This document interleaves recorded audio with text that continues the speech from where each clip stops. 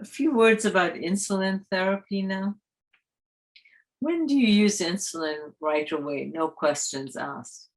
So when you have symptoms of extreme hypoglycemia, such as polyuria, weight loss, ketosis, very high triglycerides, so that indicates very high blood sugars. When the A1C is over 10%, blood glucoses are running consistently over 300, you should start insulin. Get them out of that glucotoxicity, which makes the pancreas even more dysfunctional, and then, go back to oral agents later. And the starting dose would be basal insulin, about 0.1 to 0.2 units per kilogram, depending on the weight and the frailty of the patient.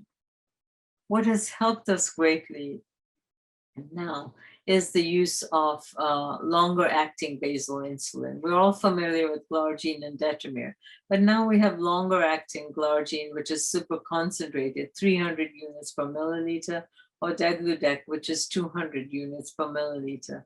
These seem to have a lower risk of hypoglycemia.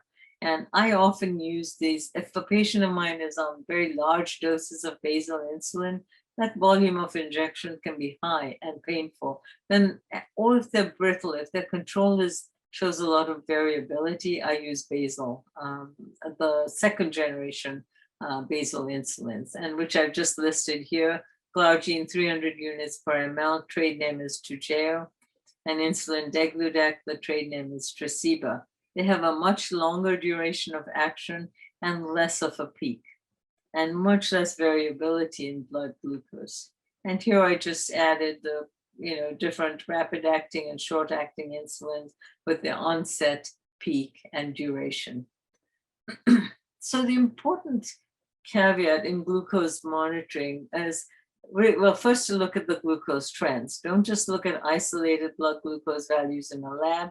Look at glucose trends rather than following A1C alone. Ideally, you want to use both. So review the glucose log if the patient has brought that. If they haven't, look for their glucometer. The glucometer has a memory.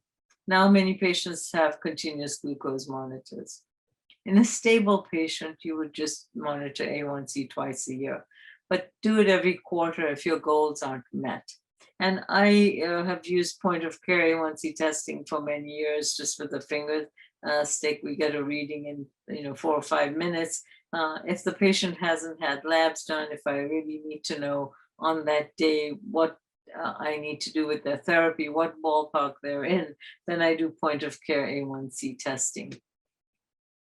And just in terms of drug selection, the BS criteria has consistently asked us to avoid the use of sliding scale insulin because of the risk of hypoglycemia without really improving hyperglycemia, regardless of care setting, especially if you're just using it without basal insulin. We're also asked to be cautious about glyburide, so use glipizide instead, because glyburide is renally eliminated. Lots of older patients, over 60%, can have some grade of CKD, so that can be a risky drug. Now, in recent years, Dr. Munshi and her colleagues have promoted this concept of deintensification of insulin and also simplification. So deintensification, who is this for? People who have side effects, cognitive problems, end-of-life care. You want to really de-intensify therapy to reduce the burden of treatment and even to get better adherence. So you would use long-acting formulae and oral agents if you can, reduce prandial insulin or stop prandial insulin, and look at the medications at every visit. Okay, and this can really reduce caregiver time, reduce nursing time, and also improve quality of life. Simplification of insulin is a very closely related concept. So this is to simplify the management strategy to match the skills of the patient and the caregivers. Okay, how can they cope? How can they manage with the regimen that you're giving them? So do simplify treatment if they cannot follow complex regimens, if there's a lot of diabetes distress, glucose excursions are wide, missed doses. And this really helps us to make life a little easier for the patient a regimen that's easier to follow, reduce the risk of hypoglycemia. Okay, and again, reduces, time and intensity of care in the nursing home setting.